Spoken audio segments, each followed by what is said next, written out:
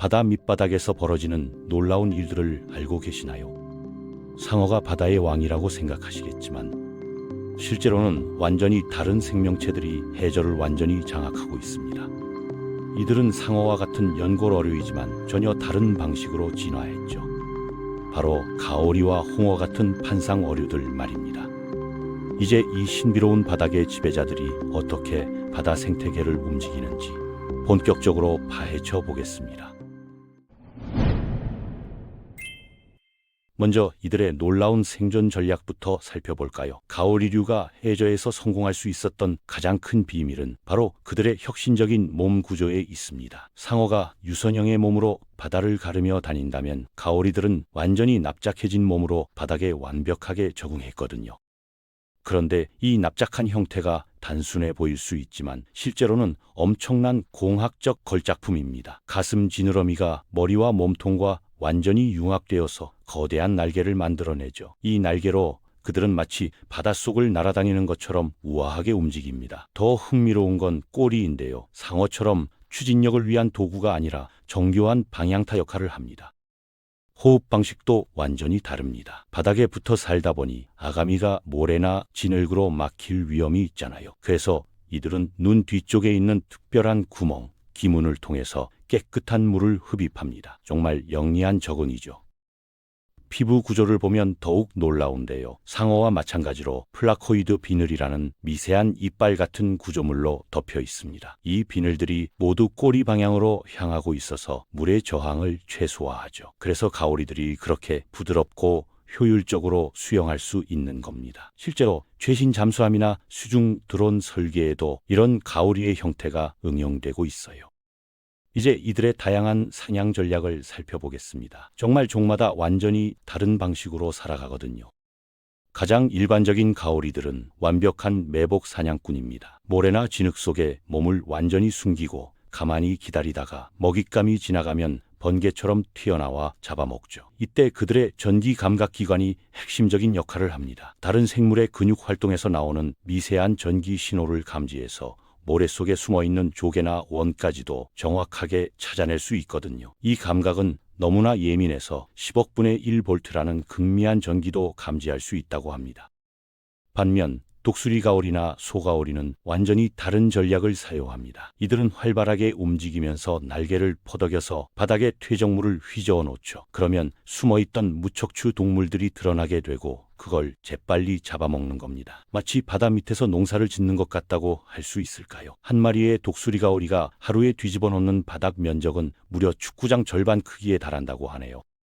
하지만 가장 장관을 이루는 건 쥐가오리들입니다. 이들은 날개폭이 무려 7m까지 자라는 거대한 생물인데 정작 먹는 건 가장 작은 플랑크톤이에요. 고래상어처럼 여과섭식을 하는 거죠. 그런데 이들의 먹이 사냥 방식이 정말 예술적입니다.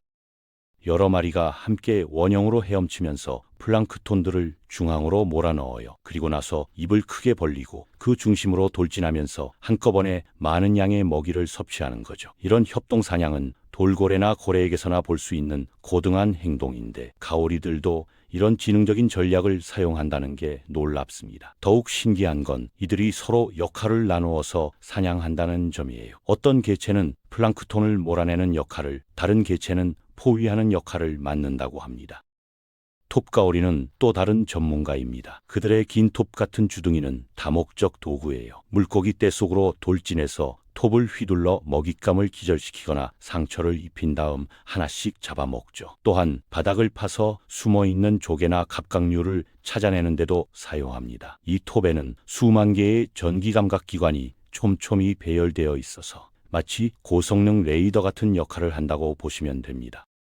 그런데 가오리들의 생태적 역할은 단순히 포식자 역할에 그치지 않습니다. 이들이 바닥을 뒤지고 파헤치는 활동이 전체 해저 생태계에 엄청난 영향을 미치거든요. 생물 교란이라는 과정을 통해서 말이죠. 가오리들이 먹이를 찾기 위해 바닥을 파헤치면 그동안 깊이 묻혀있던 영양분들이 다시 물속으로 순환됩니다. 또한 다른 작은 포식자들도 새롭게 노출된 무척추 동물들을 쉽게 찾을 수 있게 되죠. 실제로 독수리 가오리를 따라다니는 작은 물고기들을 자주 볼 수 있는데 이들은 가오리가 파낸 먹이 부스러기들을 얻어먹고 살아갑니다. 이런 상호작용은 해저 생태계의 생물 다양성을 유지하는 데 핵심적인 역할을 합니다. 가오리들이 없다면 많은 지역의 바닥이 정체되어서 생물학적 사막이 될 수도 있거든요. 연구에 따르면 가오리들이 활발히 활동하는 지역의 생물 다양성이 그렇지 않은 지역보다 평균 40% 이상 높다고 합니다. 물론 가오리들도 다른 포식자들의 먹잇감이 됩니다. 특히 망치상어들이 가오리 사냥의 전문가죠. 이들은 특별히 발달한 전기 감각 기관으로 모래 속에 숨어있는 가오리들을 정확히 찾아내서 파헤쳐 잡아먹습니다. 이런 포식자, 피식자 관계가 해양 생태계의 균형을 유지하는 중요한 고리 역할을 하고 있어요. 그런데 가오리들 중에서도 정말 극적인 행동을 보이는 종들이 있습니다. 바로 악마 가오리들인데요. 이들이 바다 위로 점프하는 장면은 정말 장관입니다. 한 마리가 점프를 시작하면 다른 개체들도 연쇄적으로 따라서 점프를 하죠. 마치 경쟁하듯이 말이에요. 처음에는 이런 행동이 단순히 기생충을 떨어뜨리기 위한 것이라고 생각했는데 최근 연구에 따르면 훨씬 복잡한 이유가 있다는 걸 알게 됐습니다. 주로 수컷들이 이런 점프를 하는데 이게 바로 짝짓기 과시 행동이라는 거예요. 더 높이, 더 멋지게 점프할 수 있는 수컷이 암컷들에게 더 매력적으로 보인다는 겁니다. 물에 다시 떨어질 때 나는 큰 소리도 일종의 신호 역할을 하죠. 이런 성선택 과정을 통해서 더 건강하고 강한 개체들이 번식에 성공하게 되는 거예요. 가장 높은 점프 기록은 무려 3m에 달한다고 하네요. 하지만 가오리들의 진짜 놀라운 면은 그들의 수직 이동 능력입니다. 어떤 종들은 표면에서 점프를 하는가 하면 또 다른 종들은 심해 깊숙이까지 잠수를 합니다. 특히 쥐가오리들의 잠수 능력은 정말 경이롭습니다. 무려 2000m 깊이까지 잠수할 수 있고 초당 6m라는 놀라운 속도로 하강하거든요. 이 정도 속도면 거의 자유낙하 수준이에요. 그런데 왜 이렇게 깊이 잠수하는 걸까요?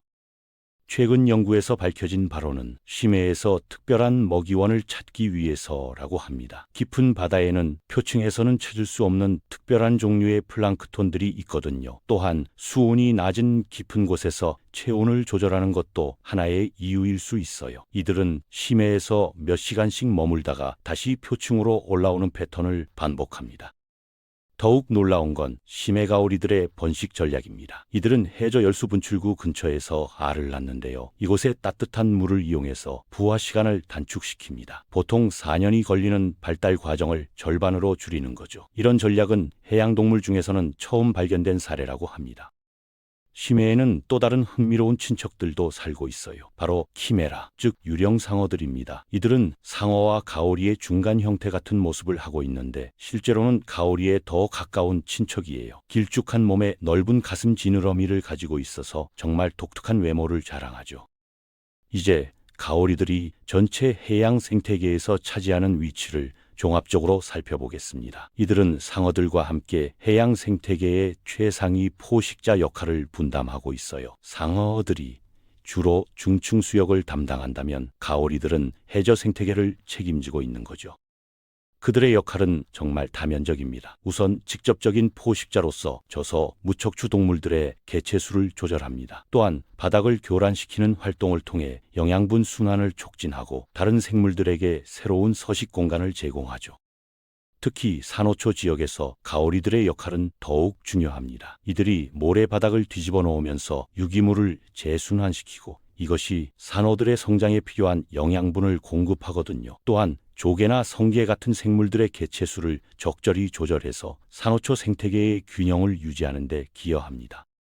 대양에서도 마찬가지입니다. 쥐가오리들이 플랑크톤을 대량으로 섭취하면서 해양 먹이 사슬의 중요한 고리 역할을 하죠. 그들의 배설물은 다시 바다의 영양분이 되어서 식물 플랑크톤의 성장을 돕고 이것이 다시 전체 해양 생산성에 기여하는 선순환 구조를 만들어냅니다. 하지만 안타깝게도 가오리들이 직면한 위협들도 많습니다. 기후변화로 인한 해수온 상승, 해양 산성화, 그리고 남핵 등이 주요 위협 요소들이죠. 특히 상어 지느러미 수프처럼 가오리들도 일부 지역에서는 식용이나 한약재로 남획되고 있어요.